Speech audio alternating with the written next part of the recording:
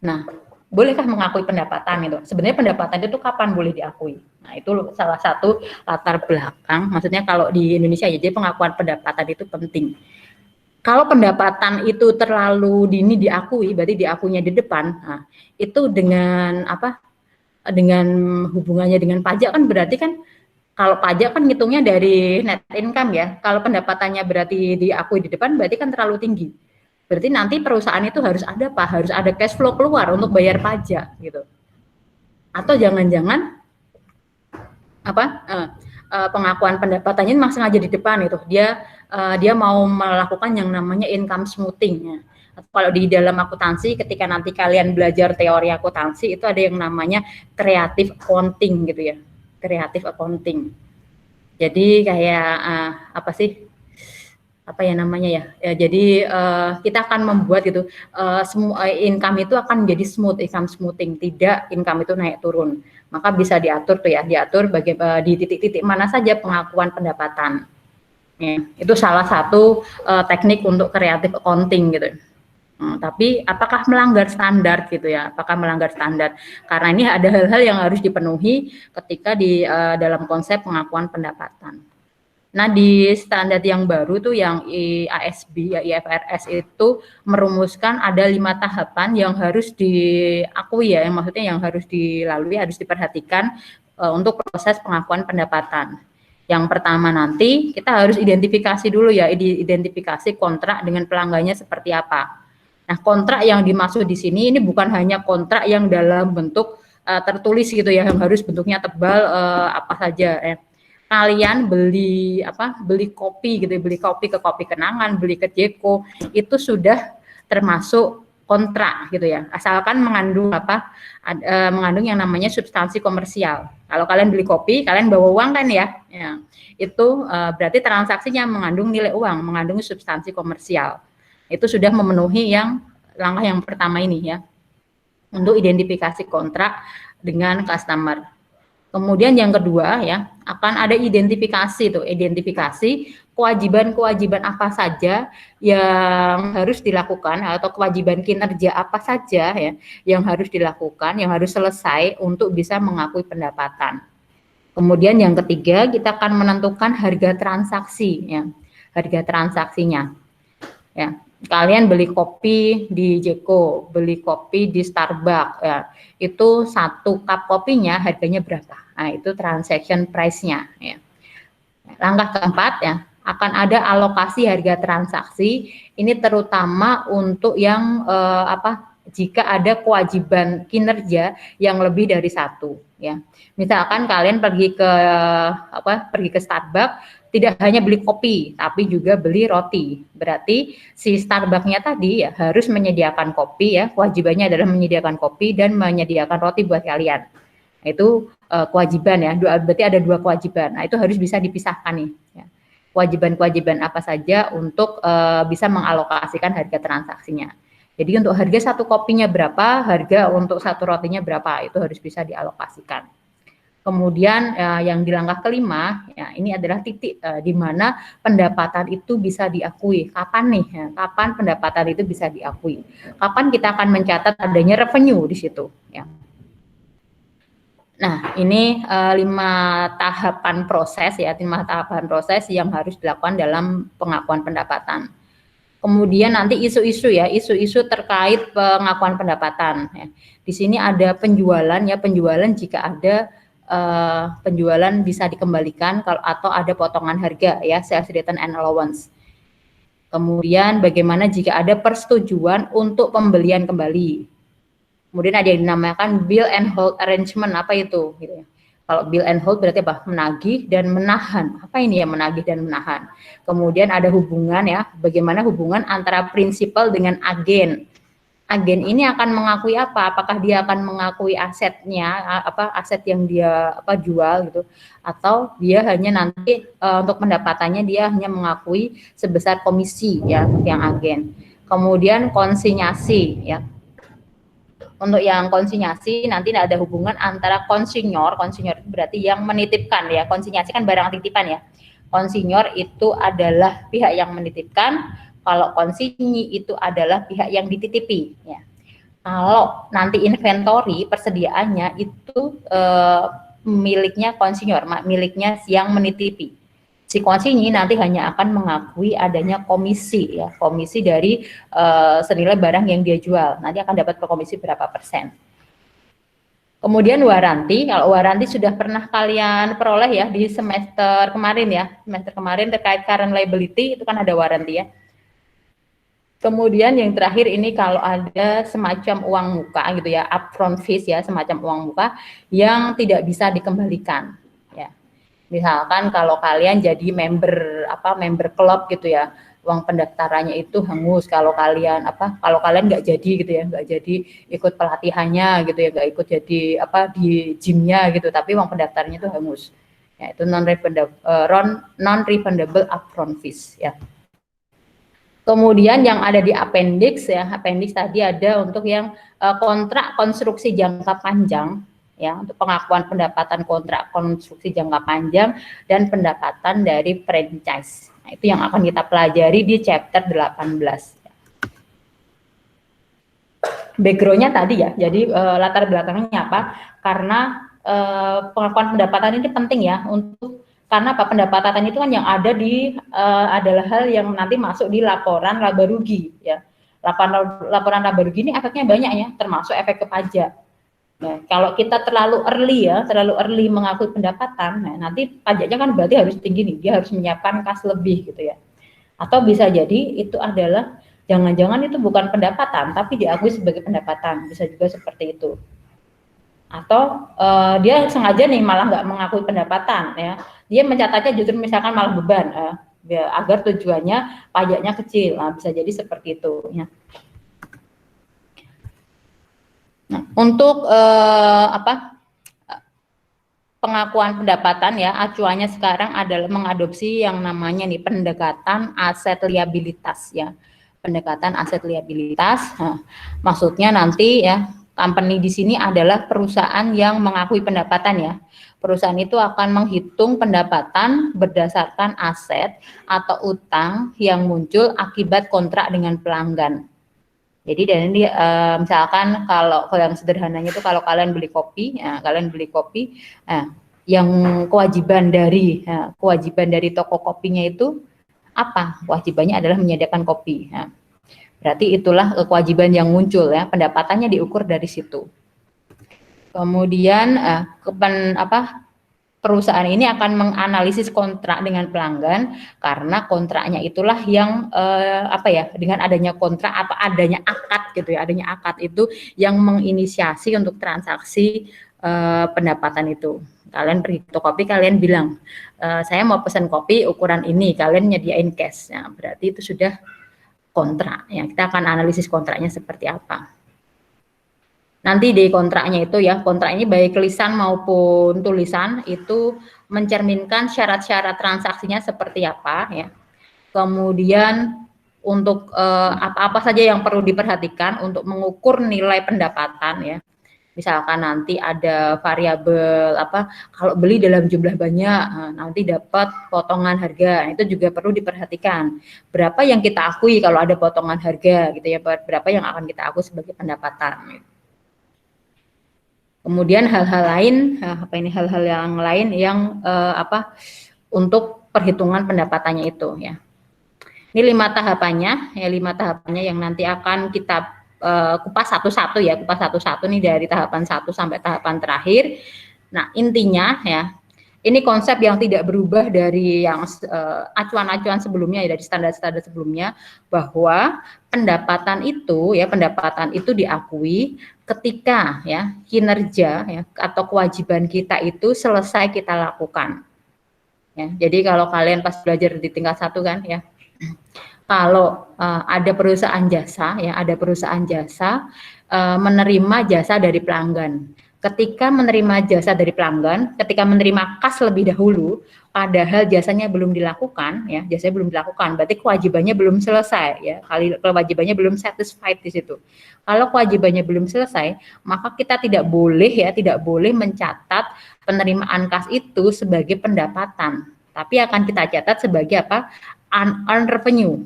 Unearned revenue itu masuknya sebagai utang. Jadi kalau kalian terima kas dulu, tapi kalian belum melakukan kewajiban kalian, berarti itu adalah hutang, ya, bukan pendapatan.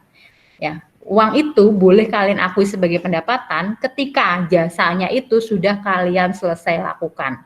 Ya, di sini sudah satisfied di sini. Itu konsep utamanya. Sekarang kita overview, tapi untuk yang hal sederhana dulu ya. Di sini contohnya ya, contoh yang di buku maupun di slide ya. Misalkan di sini Airbus ya, Airbus menandatangani kontrak untuk menjual pesawat ke Cathay Pacific ya, senilai 100 juta euro. Di tahapan pertama kita akan mengidentifikasi kontrak dengan pelanggan ya. Kontraknya itu isinya apa? Persetujuan di antara si Airbus sama Cathay Pacific ya.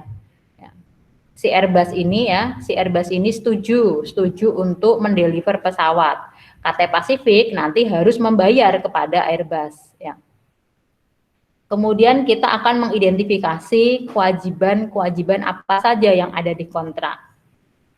Nah, dari narasi ini ya, kewajiban Airbus itu hanya satu ya. Kewajibannya hanya mendeliver atau mengirimkan pesawat, hanya menjual pesawat saja. Ya, kewajibannya hanya satu. Misalkan di sini ya, misalkan Airbus ini juga setuju untuk memaintain, berarti melakukan perawatan pesawat, itu harus dicatat sebagai kewajiban kinerja yang terpisah ya, yang terpisah dari kontrak yang penjualan tadi.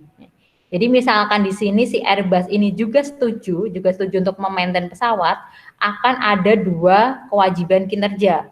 Yang pertama adalah menjual pesawat tadi ya, mendeliver pesawat. Yang kedua melakukan perawatan pesawat. Nah, itu jika ada dua. Tapi dari yang ini ya, dari yang narasi yang di atas ini, kewajibannya si Airbus hanya satu. Kemudian yang ketiga, kita akan menentukan harga transaksi.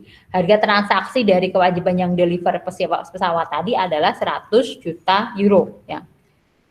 Ini karena cuma ada satu kewajiban ya, akan ada satu kewajiban kinerja, maka harga transaksinya itu sudah mencerminkan hanya untuk nilai penjualan itu saja.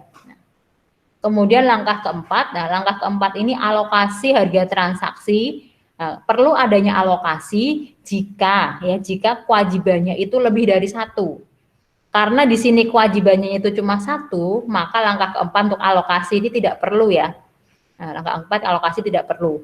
Kalau misalkan tadi di langkah kedua ini ada dua nih ya, ada penjualan pesawat dan ada maintain pesawat, maka kita harus alokasikan harga transaksinya ya. Misalkan 100 juta ini harga jual pesawat sekaligus perawatan. Nah, maka kita harus alokasikan ya. Untuk yang pesawat saja itu sebenarnya berapa, untuk yang maintain itu berapa. Ya. Itu ya, perlu langkah keempat, perlu langkah yang alokasi jika kewajibannya itu lebih dari satu. Karena ini cuma satu, maka langkah keempat tidak perlu ya, karena hanya memiliki satu kewajiban kinerja saja, yaitu mendeliver pesawat. Kemudian langkah kelima, ya, kapan pengakuan pendapatan itu bisa diakui ya. Jadi pendapatan itu kapan bisa diakui oleh si Airbus. Ya. Pendapatan yang 100 juta ini bisa diakui ketika kewajibannya si Airbus untuk mengirim pesawat itu selesai. Ya.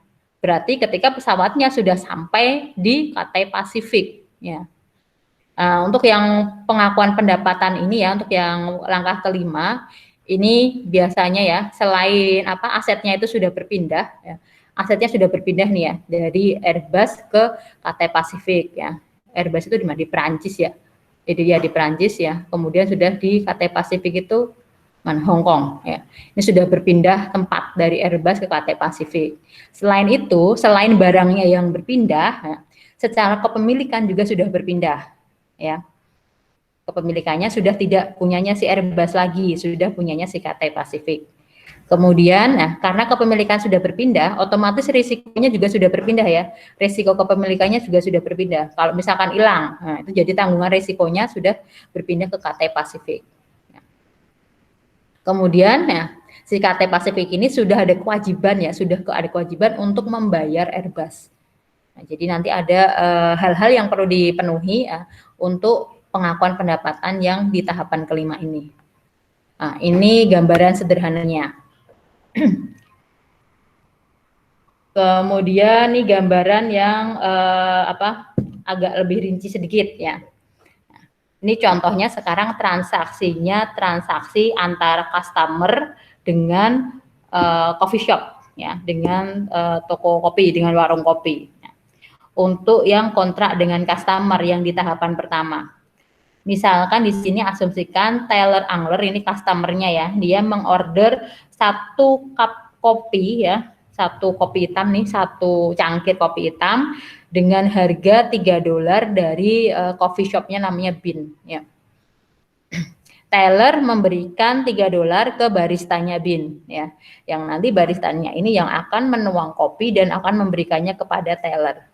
Pertanyaannya ya, berapa yang akan diakui Bean ya si coffee shopnya ini dalam transaksi ini, berapa yang akan diakui sebagai pendapatan. Kalau ini sederhana sekali ya, jadi jawabannya pasti $3. Tapi kita ada identifikasi nih, kalau kontrak itu kontraknya yang mana. Nah, pertama identifikasi kontrak. Kontraknya itu yang pertama itu harus mengandung substansi komersial. Tadi Taylor mau beli kopi, pakai uang kan ya. Jadi si Taylornya ini memberikan kas ke coffee shopnya ya, ke baristanya tadi. Berarti mengandung substansi komersial. Kemudian pihak-pihak itu harus menyetujui ya. Jadi si Taylor ikhlas untuk membeli, si coffee shopnya juga ikhlas untuk menjual. Ya, jadi masing-masing pihak ini approve atau ridho gitu ya, ridho terhadap kontrak jual beli tersebut ya. Jadi ini si Taylornya itu setuju untuk membeli kopi, kemudian Bean setuju untuk menjualnya ya. Kemudian yang ketiga, nah, kita akan identifikasi ya hak-hak apa saja dari pihak-pihak yang terlibat ya. Si Taylor haknya apa? Dia haknya adalah nanti menerima kopi ya. Si Bean nih coffee shopnya haknya apa? Dia haknya adalah menerima uang ya, menerima uang yang $3 itu. Kemudian syarat-syarat pembayarannya itu diidentifikasi. Syarat pembayarannya tadi apa? Membayar secara cash ya. Jadi si Taylor setuju untuk membayar $3 cash kepada coffee shopnya. Hal-hal apa saja yang perlu diperhatikan? Maksudnya ini keterjadiannya itu sifatnya seperti apa? Apakah sangat mungkin terjadi? Apakah kemungkinan terjadi? Atau sangat kecil kemungkinan terjadi ya? Jadi ketika kalian belajar yang utang itu kan pertama ada yang sifatnya probable, ada yang sifatnya possible, ada yang sifatnya remote ya. Kalau sifatnya probable berarti kemungkinan terjadinya besar ya.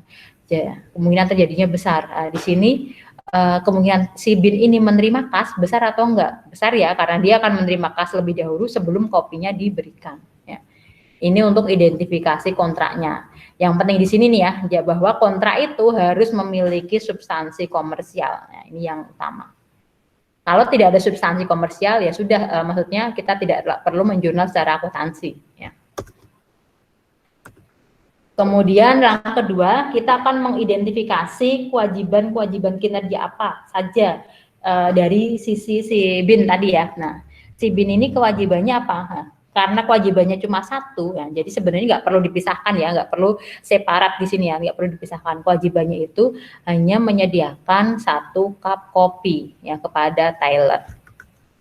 Ya, tidak ada kewajiban yang lain.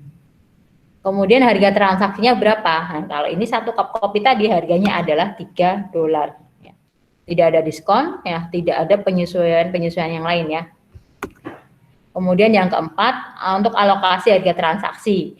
Karena di sini tadi kewajibannya itu tunggal, kewajibannya hanya menyerahkan kopi, ya tidak ada kewajiban yang lain, maka langkah keempat ini nggak perlu ya, tidak perlu alokasi harga transaksi. Kemudian yang kelima, kapan si Bean ini akan mengakui pendapatan ya? Akan diakui ketika kopinya itu sudah berpindah dari si Bean, si baristanya Bean tadi kepada Taylor ya. Kendali atas kopinya itu sudah berpindah ya dari si penjual kepada pembeli. Nah, saat itulah ya si Bean ini bisa mengakui pendapatan. Itu contoh sederhana untuk 1 cup kopi ya. Sekarang Tyler beli lagi nih. Nah, di hari berikutnya ya, the following day ya, hari berikutnya itu Tyler memesan kopi lagi ya, memesan 1 cangkir kopi lagi dan juga membeli 2 roti bagel. Roti bagelan kali ya, 2 roti bagel dengan harga $5 ya. Jadi si Tyler bayar berapa? Bayar $8 ya, 3 untuk kopi, 5 untuk rotinya ya. Berapa pendapatan yang harus diakui oleh BIN untuk pembelian 2 item tadi ya? Berapa? 8 ya. Kalau di sini untuk alokasi harganya jelas ya, tinggal 3 ditambah 5 ya, 8. Tidak identifikasi sesuai dengan 5 langkah tadi. Yang pertama untuk identifikasi kontraknya jelas tadi yang harus mengandung substansi komersial dan lain-lain tadi ya yang untuk yang dikontrak ya. Lihat yang di transaksi sebelumnya yang jelas mengandung substansi komersial. Kemudian yang kedua kewajibannya ada berapa nih, kita akan mengidentifikasi kewajiban kinerja dari si BIN tadi ya. Kewajibannya ada 2 ya. Yang pertama adalah menyerahkan kopi, yang kedua adalah menyerahkan roti bagel tadi ya. Menyerahkan kopi dan menyerahkan roti bagel. Untuk yang jika ada 2 kewajiban ya, jika ada 2 kewajiban maka yang pertama nih ya, kita harus bisa menentukan nih ya bahwa produknya itu berbeda. Ini jelas ya, kopi sama roti bagel produknya berbeda. Atau nanti kalau jasa, itu jasanya juga berbeda. Misalkan kita ada jasa instalasi sekaligus jasa training, nah itu bisa dibedakan. Kemudian tidak terlalu ketergantungan artinya si customer ini bisa beli kopi tok ya, bisa beli kopi aja atau bisa beli roti aja. Nah, tidak terlalu ketergantungan ya. Nah, itu untuk memisahkan jika ada kewajiban yang sifatnya itu majmu atau lebih dari 1. Kemudian yang ketiga, kita akan tentukan harga transaksi. Kalau ini tadi sudah jelas ya, bisa dipisahkan ya. Untuk kopinya 3, untuk roti bagelnya 5. Berarti harga transaksinya adalah 8. Kita akan mengalokasikan harga transaksi. Ini juga nggak perlu pakai hitungan khusus ya. Karena harganya tadi sudah satu-satu ya, stand alone price-nya itu sudah satu-satu dan tidak ada pengurangan harga sama sekali. Jadi untuk BIN ini dia punya 2 kewajiban tadi ya, menyerahkan kopi dan menyerahkan roti bagel ya. Kemudian kewajibannya tadi sifatnya tuh beda ya, bisa dibedakan, tidak saling berhubungan ya. Pelanggan bisa kok cuma beli kopi aja atau beli roti bagel saja. Kemudian penjualan yang kopi tadi adalah 3, untuk yang penjualan roti bagel adalah 5. Kemudian yang di langkah kelima ya, di langkah kelima untuk pengakuan pendapatan ya, untuk pengakuan pendapatan, kapan bisa diakui pendapatan yang oleh si BIN? Ini ketika roti dan bagelnya tadi sudah berpindah kendalinya dari si BIN kepada Tyler. Ya, dia akan mengakui senilai $8. Sekarang kalau tadi yang pertama transaksinya cuma 1 ya, yang sederhana. Kemudian yang kedua tadi kewajibannya 2 ya, beli kopi dan beli roti bagel, tapi tidak ada adjustment harga ya. Jadi masing-masing itu stand alone price-nya tuh kelihatan ya. Sekarang kalau contoh yang ketiga nih ya, ini transaksinya masih si BIN dan Tyler ya. Nggak tahu nih, oh ya Tyler lagi ya, si BIN dan Tyler. Sekarang si BIN ngapain lagi nih ya? Si BIN ini yang coffee shop-nya ini ya, ini dalam rangka menstimulasi penjualan, jadi dalam rangka meningkatkan penjualan, dia menjual biji kopi, Coffee Bean, Smoke Jumper Coffee Bean di hari Selasa ya, di mana biasanya tokonya tuh sepi ya, biasanya bisnisnya itu relatif sepi. Nah, dia akan menjual yang normalnya itu harganya itu kalau bukan di hari Selasa, si BIN ini akan menjual biji kopi itu seharga $10. Berat per kantongnya itu 12 on. Ya, berat per kantongnya 12 on. Nah, khusus di hari Selasa ya, si BIN ini akan menjual biji kopi ini seharga $10. Nah, plus jika customernya itu beli biji kopi dan beli kopi ya, beli biji kopi dan beli kopi ya, beli kopi nih. Nah, beli biji kopi dan beli kopi itu akan di diskon berapa ini? Oh, belum nih. Oh, belum yang biji kopi dan kopi. Ini biji kopi aja ya. Beli biji kopi kalau di hari Selasa ya, itu dapat diskon $1. Jadi kalau di hari lain dia belinya jualnya itu seharga 10, tapi kalau di hari Selasa itu jualnya seharga $9. Nah, kalau transaksinya seperti ini, berapa pendapatan yang diakui oleh BIN? Berarti ini ada adjustment harga ya. Nah, berarti untuk di hari Selasa, jika ada penjualan terhadap biji kopi ini, yang akan diakui sebagai pendapatan oleh BIN adalah yang 9. Ya, yang 9 ini. Sesuai dengan harga yang sudah disesuaikan ya. Sesuai dengan adjustment-nya, yaitu dikurangi dengan $1. Kontrak untuk identifikasi kontrak sama dengan transaksi yang sebelumnya ya, mengandung nilai komersial ya, substansi komersial. Kemudian kewajibannya hanya satu ya, jual biji kopi ya, biji kopi. Nah, yang di sini kita fokusnya di harga transaksinya, yaitu yang diakui nanti sebagai pendapatan adalah yang $9, bukan yang $10. Alokasi untuk transaction price-nya tidak perlu karena cuma satu ya, cuma penjualan biji kopi saja. Kapan diakui sebagai pendapatan? Ketika biji kopinya itu sudah berpindah dari si penjual kepada pembeli ya. Ini kemudian ini yang perlu alokasi yang di sini ya, perlu alokasi. Nah, kalau yang perlu alokasi nanti jika ada kewajiban yang lebih dari satu, kita akan memperhitungkan harga kalau berdiri sendiri itu berapa ya, stand alone selling price. Kalau dijual terpisah itu harganya berapa. Di sini yang ini kopi sama minuman kopi nih ya. Si BIN ya, toko kopi tadi dia akan memberikan diskon ya, akan ngasih diskon $2 kalau beli minuman kopi. Tadi kan minuman kopinya di awal tadi disebutkan harganya $3. Nah, di kasus ini ya, dia akan memberikan diskon $2. Jadi cukup bayar $1 jika beli minuman kopi sekaligus beli kopi ya, beli biji kopi motor Mocha Beans ya. Nah, untuk yang minuman kopinya harga normalnya $3. Tapi kalau beli minuman kopi sekaligus beli biji kopi, harga minumannya tadi akan didiskon $2 ya. Untuk harga biji kopinya itu dijual dengan harga normal yaitu $12.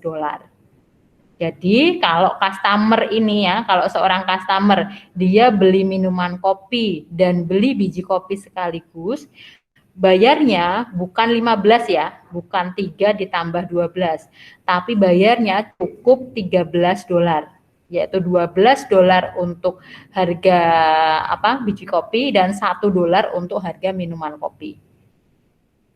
Nah, kita akan mengalokasikan $13 itu ke kewajiban untuk memberikan minuman kopi dan memberikan biji kopi masing-masing berapa. Untuk identifikasi kontraknya sama seperti yang kasus-kasus sebelumnya. Kemudian identifikasi untuk kewajiban-kewajiban kita yang terpisah. Yang pertama adalah menyediakan biji kopi, dan yang kedua menyediakan minuman kopi ya. Harga transaksinya bukan yang biji kopinya tadi 12, kemudian harga normal dari kopinya kan 3 ya, tapi bukan itu ya. Untuk harga transaksinya adalah yang kalau belinya itu yang bundling tadi ya, belinya itu dua-duanya. Jadi harga transaksinya adalah 12 ditambah 1 yaitu $13 ya. Yang satu ini untuk minuman kopi, karena tadi kalau beli sekaligus dengan beli biji kopi, maka harga minumannya didiskon $2. Jadi cukup bayar $1. Untuk alokasi harga transaksinya berapa? Apakah yang ke biji kopi itu $12, kemudian yang ke minuman kopi itu $1? Nah, tidak demikian ya. Kita akan membuat dengan tertimbang ya, dengan perhitungan tertimbang nih kayak gini nih. Tadi kalau yang dengan stand alone selling price ya, biji kopinya tadi harga normalnya adalah 12. Sedangkan harga normal kopi adalah 3. Sehingga totalnya adalah $15. Nah, Kemudian kita akan mengalokasikan, tadi kan kalau beli dua-duanya, kita pelanggan itu cukup bayar $13. Nah, kita akan mengalokasikan $13 ini ke biji kopi berapa, yang ke minuman kopi berapa. Nah, kita proporsikan untuk yang persentase yang biji kopi itu persentasenya adalah 80%, yaitu $12 dibagi 15, sedangkan persentase untuk minuman kopi adalah 20% ya.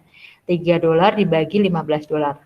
Sehingga alokasi pendapatan untuk yang ke biji kopi adalah $10,4, sedangkan yang ke minuman kopi adalah $2,6. Nah, ini alokasinya. Jadi bukan 12 dan 1 ya, tapi 10,4 dan 2,6. Nah, ini alokasi harga transaksi. Kemudian kapan pendapatan bisa diakui ya? Pendapatan bisa diakui ketika kopi dan biji kopinya tadi sudah berpindah kepada penjual kepada pembeli. Ketika kewajibannya si bid ini sudah satisfied ya.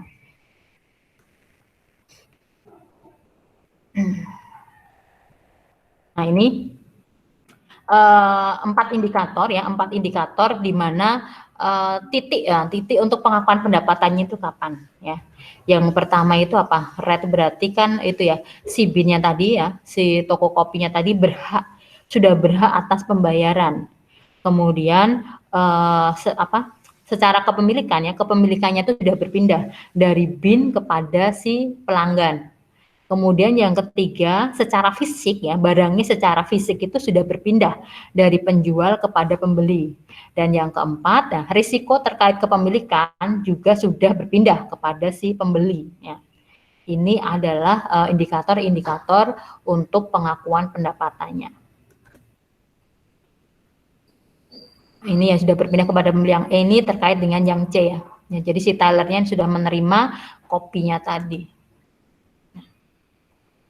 Nah, itu tadi contoh yang sederhana ya, contoh maksudnya konsep umumnya seperti itu ya, konsep umumnya seperti itu. Kemudian nih yang lebih praktisnya lagi ya, ke yang lebih praktisnya lagi yang seperti apa. Tadi kalau kontrak bisa tertulis, bisa lisan, atau tergantung nanti proses bisnis dari perusahaan itu seperti apa sih gitu ya. Probisnya itu seperti apa.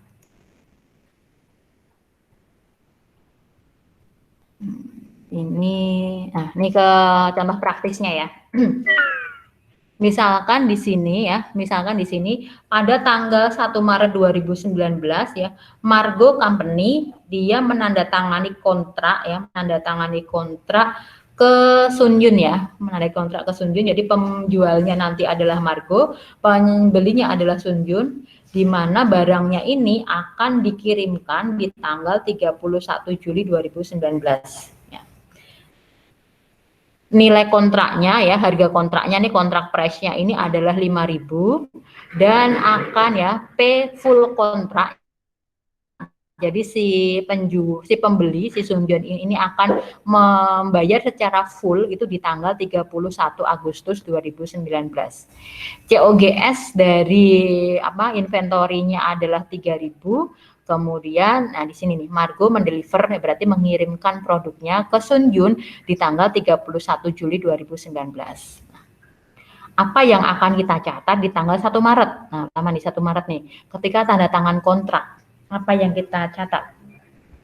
Tidak ada ya, tidak ada. Cuma tanda tangan kontrak aja. Nah, ketika tanggal 31 Juli, ini kan berarti si penjual mengirimkan barang kepada si Sunjun. Nah, di sini kendali atas inventorinya itu sudah berpindah kepada Sunjun. Maka di tanggal 31 Juli ini si Margo akan mengakui pendapatan ya. Kita akan mengakui pendapatan, debitnya adalah account receivable ya, karena belum menerima pembayaran ya. Pembayarannya nanti baru diterima di tanggal 31 Agustus. Ya, jadi 31 Juli ini kita catat piutang ya, account receivable, kreditnya adalah sales revenue senilai 5.000. Kemudian kita akan mencatat COGS pada inventory senilai 3.000. Ya. Ini jurnal sederhana ya, ketika kalian belajar prinsipal kan ya. Nah, semoga kalau jurnal ini saja harusnya tidak salah ya. Ini untuk pengakuan pendapatan perusahaan dagang yang paling sederhana.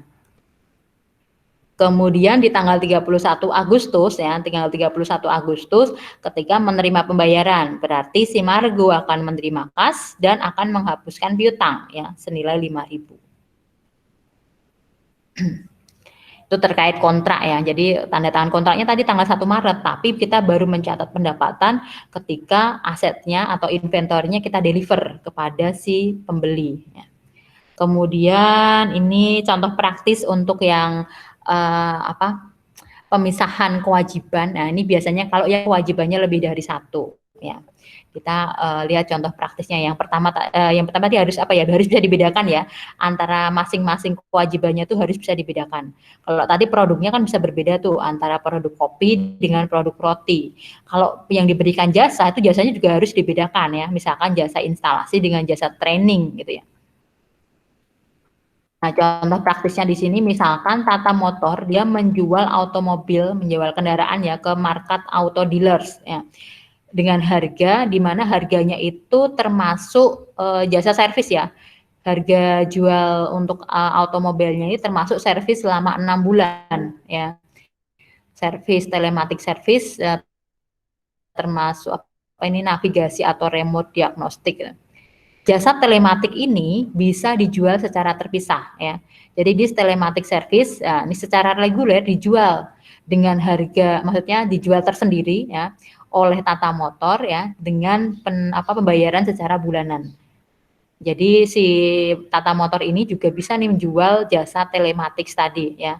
Jadi dijual tersendiri. Nah, setelah periode 6 bulan selesai, jadi kan kalau beli kemudian kalau beli itu sekaligus dapat yang jasa servisnya ini selama 6 bulan. Nah, setelah 6 bulan si pelanggan ini bisa memperbarui servis itu ya. Jadi mau meneruskan jasa servisnya atau tidak.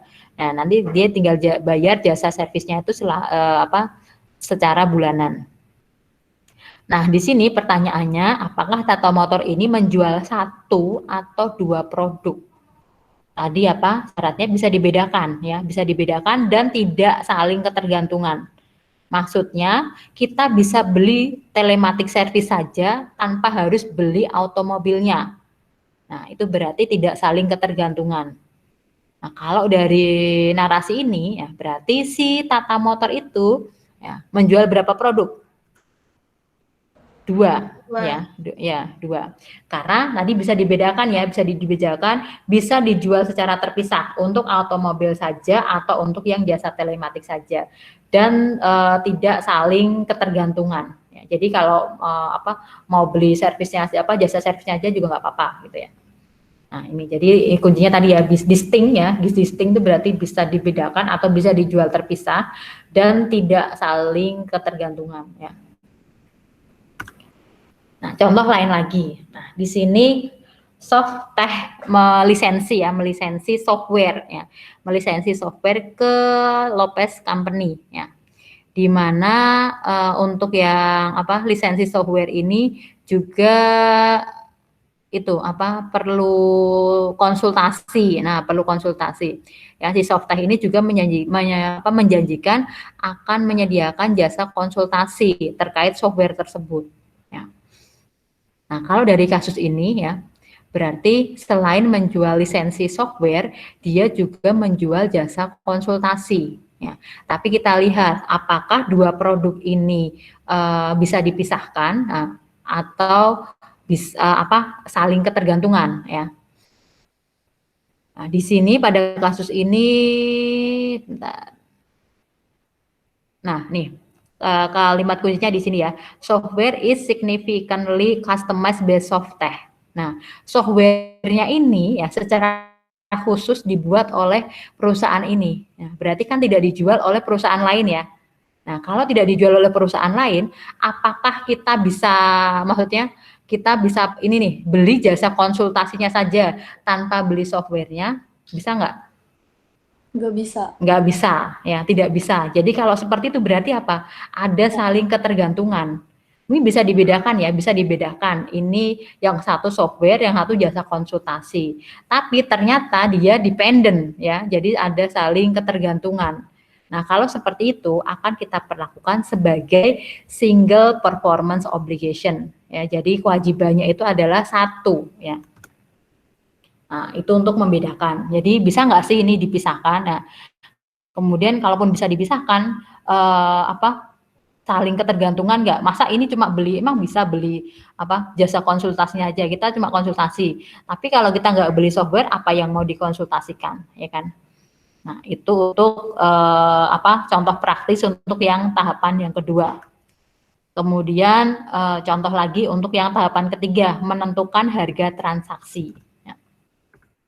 Untuk menentukan harga transaksi ini, selain kalau tadi kan contohnya gampang ya, jadi hanya harga transaksinya itu langsung dicerminkan dari harga beli, dari harga jual.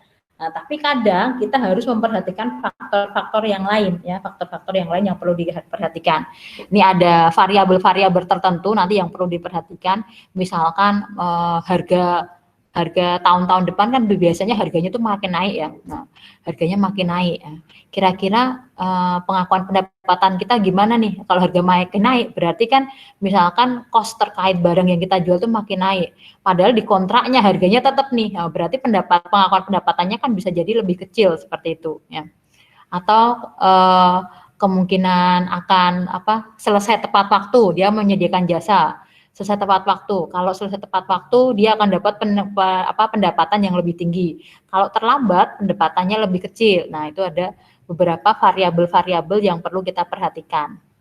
Kemudian terkait time value of money, ini jika kita misalkan jual aset atau jual inventory, tapi tidak secara kas ya, tapi kita menerima semacam jenis pembiayaan. Ya, kalau contoh yang di transaksi utang jangka panjang kemarin tuh, misalkan kita menjual kita beli aset atau kita beli barang, kita beli goods ya, kita beli barang, tapi bayarnya nggak pakai kas, bayarnya dengan notes payable.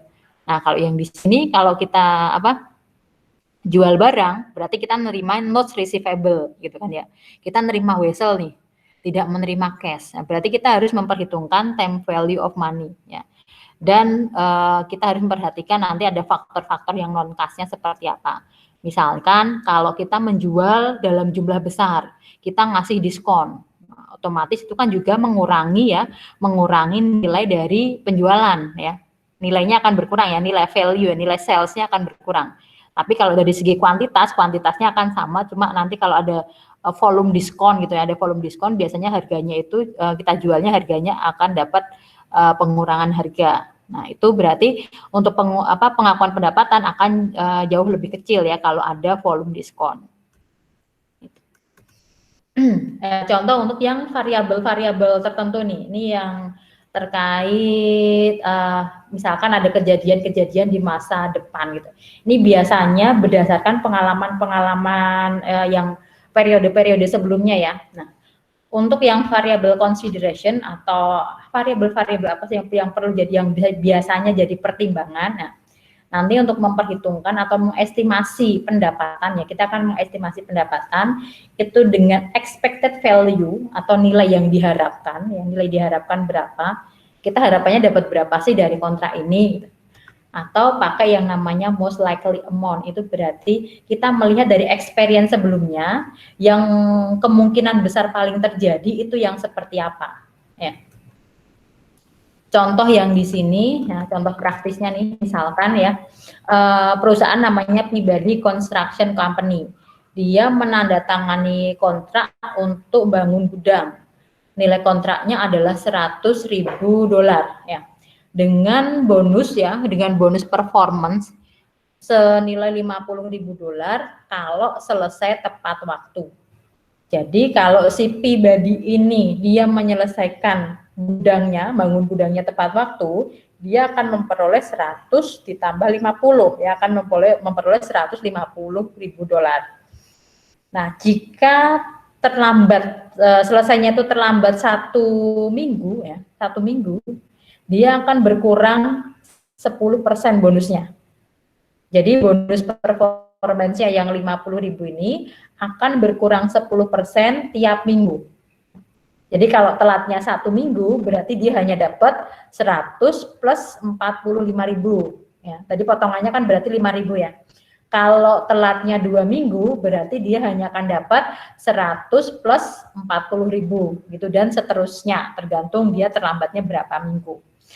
Nah, berdasarkan pengalaman-pengalaman sebelumnya nih, experience-nya itu ya dari kontrak-kontrak yang pernah dia lakukan, itu probabilitas ya, kemungkinan selesai tepat waktu ya, kemungkinan selesai tepat waktu itu adalah 60%, kemudian kemungkinan terlambat 1 minggu adalah 30%, dan kemungkinan terlambat 2 minggu adalah 10%.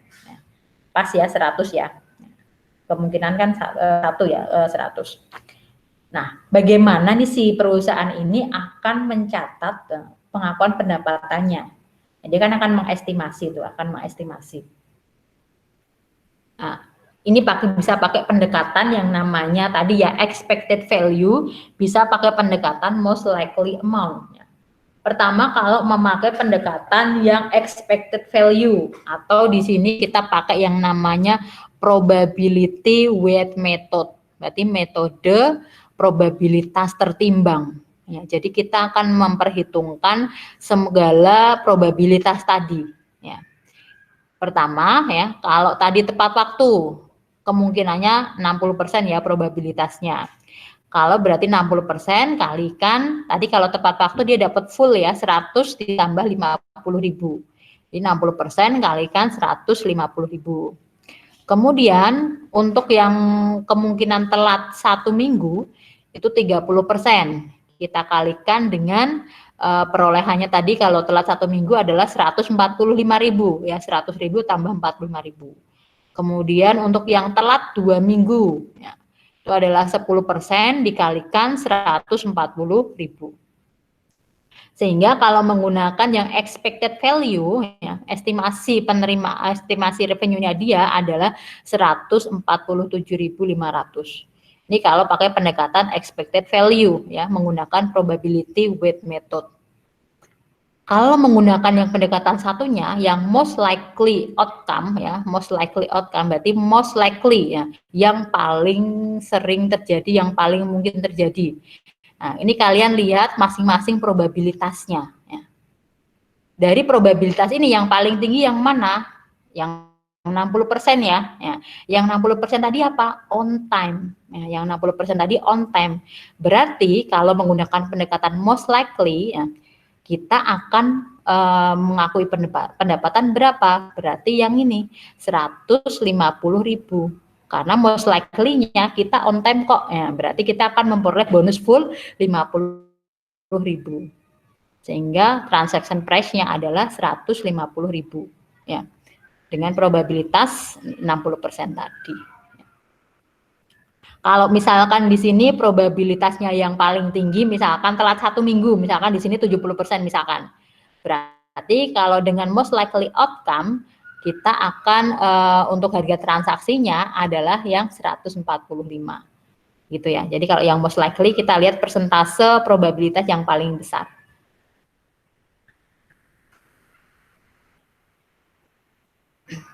Nah, untuk yang apa?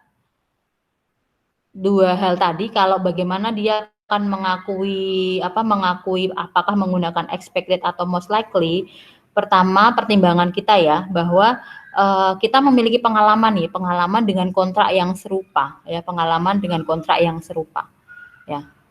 Ya, jadi harus punya pengalaman ya, have experience dengan kontrak serupa, sehingga kita bisa mengestimasi pendapatan kumulatifnya itu berapa ya.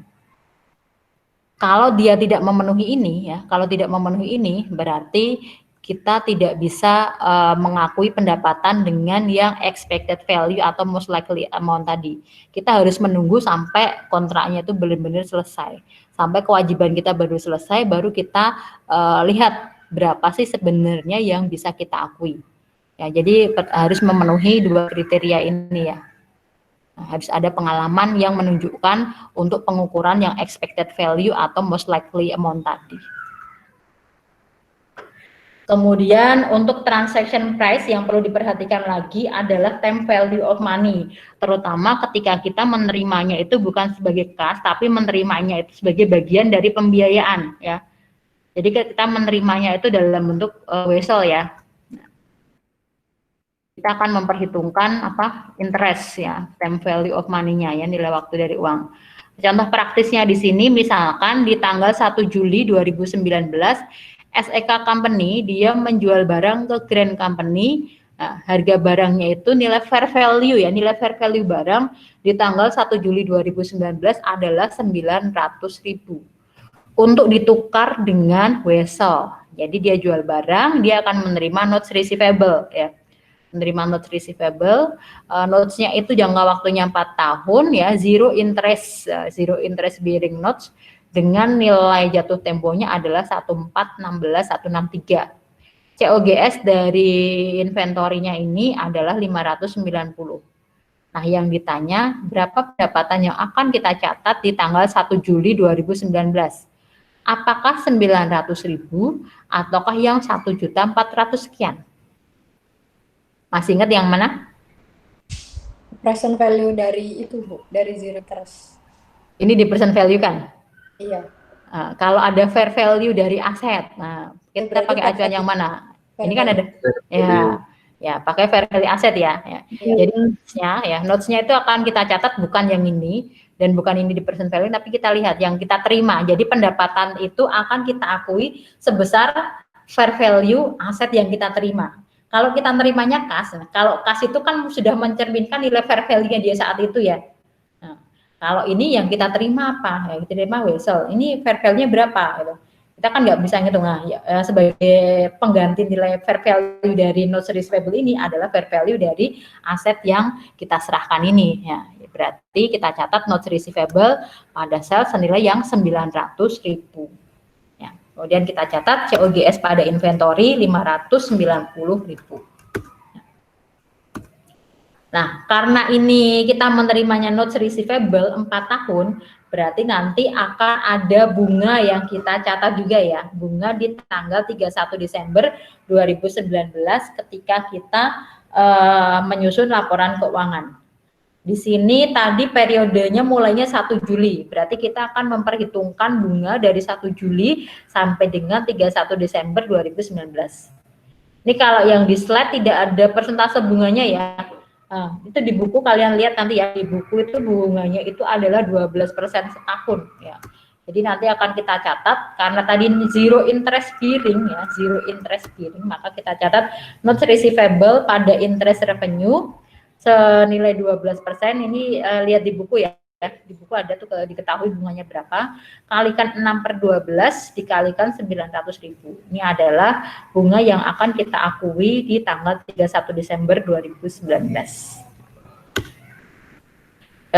Itu tadi variabel yang pertama tadi ada pertimbangan future event, kemudian ada pertimbangan time value of money. Nah, ini pertimbangan yang sifatnya non cash ya.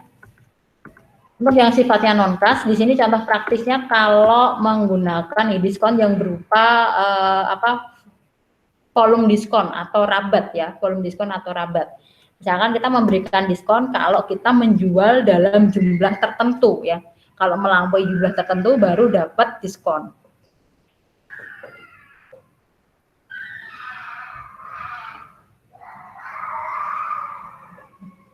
Misalkan contoh di sini ya, Samsung Company ya menawarkan, maaf ya itu ada background suara anak tetangga nangis ya. Di sini Samsung Company ya, ini menawarkan kepada customer ya, pada pelanggan volume diskon 3% ya jika si pelanggannya ini melakukan pembelian di atas 2 juta yuan ya, juta yuan. Untuk produk yang ditawarkan Samsung selama setahun ya, dalam tahun kalender tersebut. Jadi kalau misalkan si A dia beli dari Samsung lebih dari 2 juta dolar, maka dia akan dapat diskon 3%. Nah, di sini pada tanggal 31 Maret 2019, Samsung ini melakukan penjualan senilai 700.000 yuan ke Arctic ya, ke Arctico. Berdasarkan pengalaman 2 tahun yang sebelumnya, jadi tahun lalu dan tahun sebelumnya, jadi 2 tahun terakhir ya, si Samsung ini menjual lebih dari 3 juta yuan ke Arctic untuk periode April sampai dengan Desember. Ya. Jadi kan berarti penjualannya selama setahun ke Arctic ini kalau dasarnya tahun lalu berarti kan lebih dari 3 juta dolar. berarti 3 juta yuan, berarti dia akan dapat diskon ya, kita akan memberikan diskon kepada Arctic. Nah, bagaimana kita akan mencatat penjualan ke Arctic ya pada tanggal 31 Desember 2019, berdasarkan pengalaman yang lalu, kita akan memberikan diskon kepada Arctic. Nah, experience itulah yang akan kita pegang. Jadi, ketika tanggal 31 Maret 2019 ya, kita juga akan memberikan volume diskon ya kepada Arctic.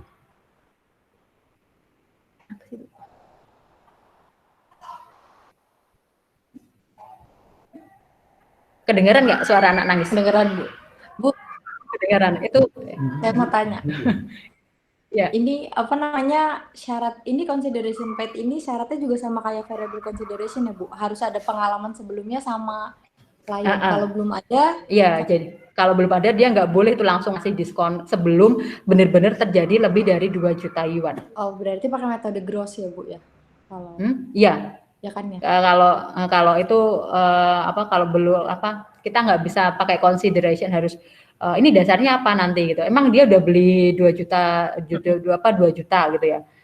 Kalau ada pengalaman yang lalu kita baru bisa mengalokasikan diskon ini. Walaupun nanti pada akhirnya ternyata dia nggak bisa nih memenuhi penjualan lebih dari 2 juta ke Arctic gitu. Okay. Nah, jadi udah diam tuh. Itu anak tetangga ya, bukan anak saya.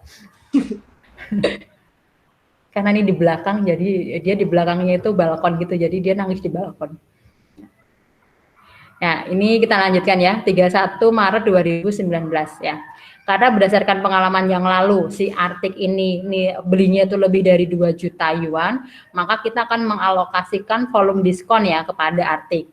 Sehingga kita mencatatnya secara net ya untuk piutangnya ya, kita diskon tadi yang 700 ini kita diskon 3%. Jadi account receivable pada sales revenue, ini sudah kita diskon sebesar 21.000. Diskonnya 3% kalikan 700.000 ya. Ini kalau ada COGS-nya kita jurnal juga ya, COGS pada inventory.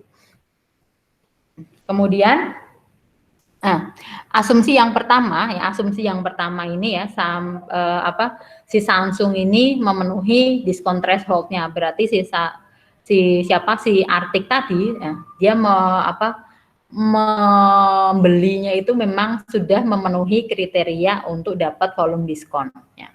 Kalau seperti itu nanti ketika menerima pembayaran dari si Arctic, kita akan menerima kas senilai netnya tadi ya, senilai netnya account receivable 679, piutangnya juga akan berkurang senilai 679. Kemudian bagaimana ternyata si pelanggannya tadi tidak memenuhi diskon threshold-nya, tidak bisa memenuhi yang batas 2 juta yuan tadi, maka diskonnya akan hangus ya, Kas yang akan kita terima senilai full ya, karena tidak dapat diskon, jadi tetap 700.000. Kemudian account receivable-nya karena sudah terlanjur kita jurnal di awal 679, berarti kita kurangi 679 juga ya. Selisihnya untuk diskon yang hangus akan kita catat sebagai sales discount forfeit ya. Sales diskon yang hangus itu sales discount forfeit senilai 21.000. Nah, itu untuk transaction price ya, untuk harga transaksi, penentuan harga transaksi. Kemudian contoh praktis untuk yang alokasi harga transaksi. Nah, untuk yang ini yang alokasi harga transaksi ini biasanya untuk yang kewajibannya lebih dari 1. Kita akan mengalokasikan berapa masing-masing ke stand-alone price-nya tadi ya. Contoh di sini misalkan nih handler company. Dia adalah manufakturer, berarti pembuat peralatan ya, membuat peralatan konstruksi. Nah, inventorinya dia, produknya dia adalah equipment ya. Produknya dia adalah construction equipment. Dia menjual harganya itu dari 600.000 sampai 4 juta dolar nih harga jual equipment yang dia jual ya. Kemudian selain itu nih instalasi ya, proses instalasi tidak melibatkan perubahan fitur dari equipment dan tidak butuh pengetahuan tertentu gitu ya, tidak butuh pengetahuan tertentu untuk peralihan dari equipmentnya ini. Nah, di sini si handler ini menjual kepada C ya. C membeli peralatan dari handler, ini membeli inventory ya. Inventorinya cuma bentuk-bentuknya itu peralatan gitu ya. Bukan si handler ini jual equipment ya, tapi inventorinya itu memang berupa peralatan berat gitu. Harganya adalah 2 juta ya, harganya 2 juta dan si C-nya ini memilih si handler ini juga harus menginstal. Tadi kan boleh ya, boleh menginstal, boleh diinstalkan oleh handler, boleh menginstal sendiri karena sebenarnya nggak terlalu ribet gitu. Nah, di sini ya, si handler ini selain dia menjual alat berat itu ya, selain menjual alat berat, dia juga kalau dia memasang ya, dia menjual yang jasa instalasi itu ya.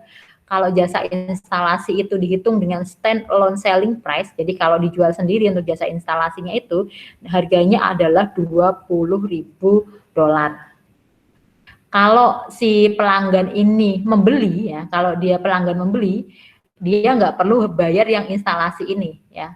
Dia nggak perlu bayar yang instalasi yang 20.000 ini. Jadi yang 2 juta ini sudah termasuk instalasi. Baik dia mau menginstal sendiri maupun enggak, harganya sama, harganya 2 juta. Ya.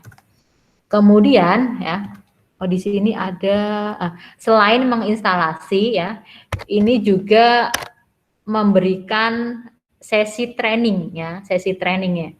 Jadi yang 2 juta ini ya, untuk harga 2 juta ini adalah harga barang, harga instalasi, dan harga training, yaitu 2 juta. Kalau dia nggak mengambil training maupun nggak beli instalasinya ya, itu harganya tetap 2 juta.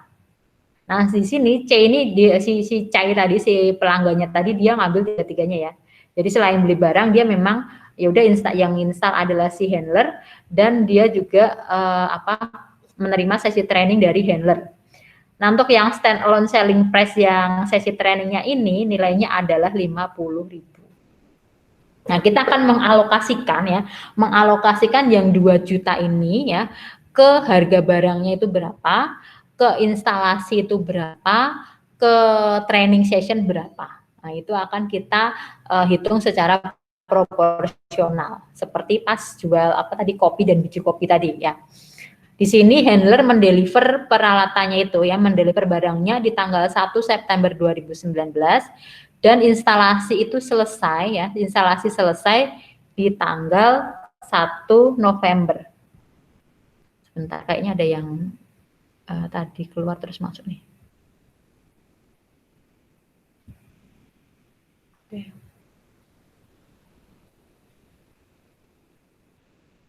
Nah, kita lanjutkan ya. Nah, di sini perhatikan untuk tanggal-tanggalnya ya. Di tanggal 1 September ini handler dia mendeliver peralatannya. Ya, mendeliver itu mulai mengirimkan peralatannya di tanggal 1 September. Instalasinya itu selesai, ya instalasi peralatan itu selesai di tanggal 1 November. Nah, ini kata kuncinya ya, kalimat kuncinya di sini. Transfer of control is complete. Nah, ini adalah kata kunci untuk titik pengakuan pendapatan. Ya, bahwa kendali dari barangnya itu sudah selesai dan sudah berarti di titik inilah ya si handler ini akan mengakui pendapatan. Jadi pendapatan akan diakui ketika instalasi selesai ya untuk kasus ini ya. Untuk yang kasus lain nanti tergantung dia judgement-nya seperti apa ya. Transfer of control-nya ini ya, kendali dari kepemilikannya ini itu akan selesainya kapan? Ya, akan berpindahnya kapan dari si penjual kepada pembeli. Nah, untuk yang kasus ini selesainya ya dianggap kepemilikan itu berpindah di tanggal 1 November 2019. Jadi nanti pendapatan akan kita akui ya, pendapatan dari penjualan barang dan instalasi akan kita akui di tanggal 1 November 2019 ya. Kemudian training selesai ya, trainingnya ini masanya untuk 1 tahun. Ya, masanya untuk 1 tahun. Sehingga kalau yang nanti alokasi harga untuk training ini belum bisa kita akui sebagai pendapatan, ya, karena dia baru selesai 1 tahun 1 tahun ke depan. Jadi nanti akan kita catat nanti kalau yang alokasi harga untuk training akan kita catat sebagai on revenue.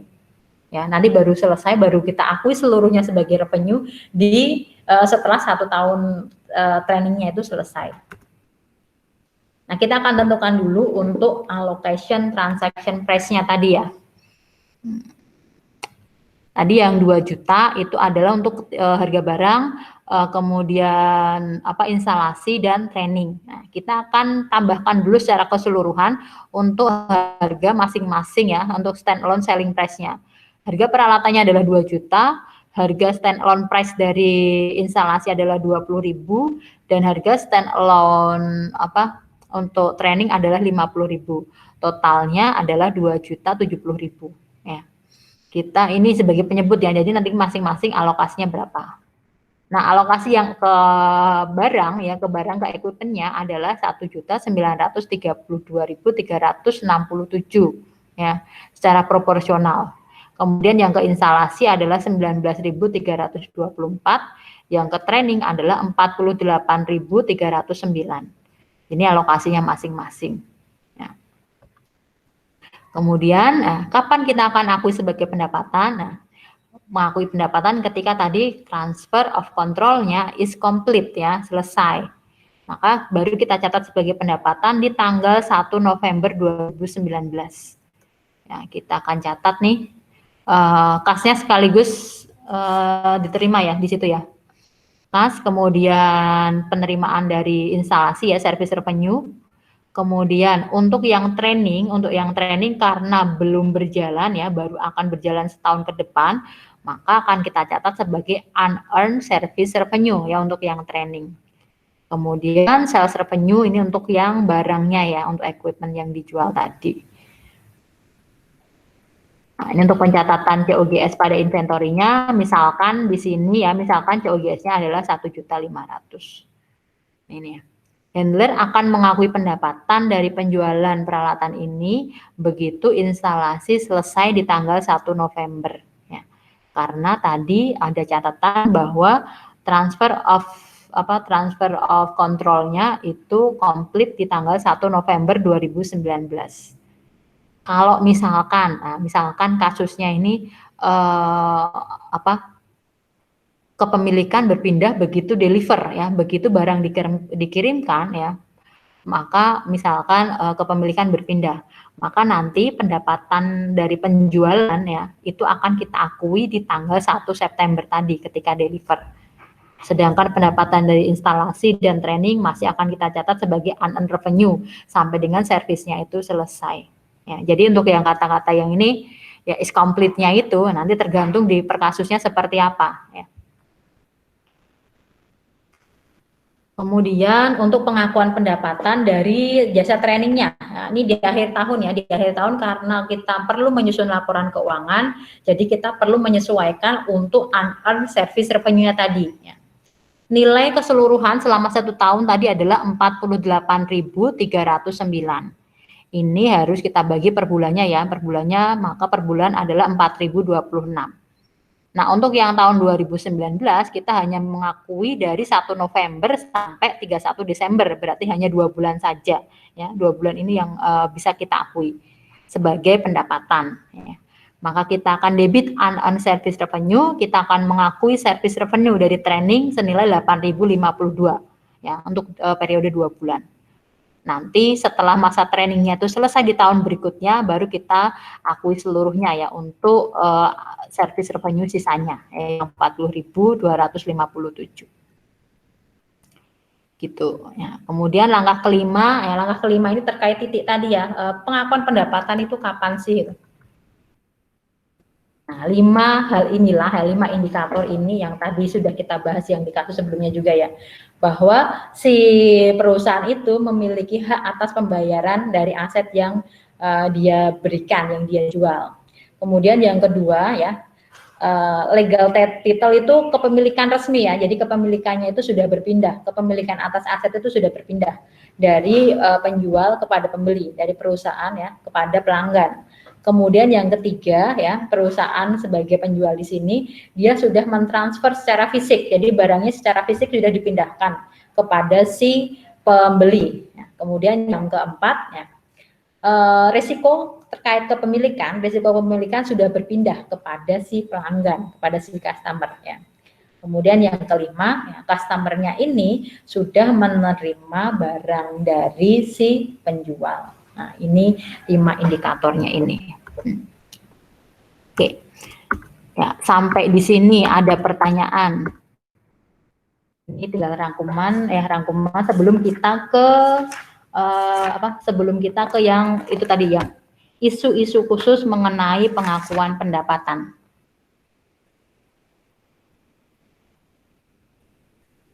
Kalau belum ketemu soal kayaknya itu ya masih ini bisa kok gitu ya. Nah,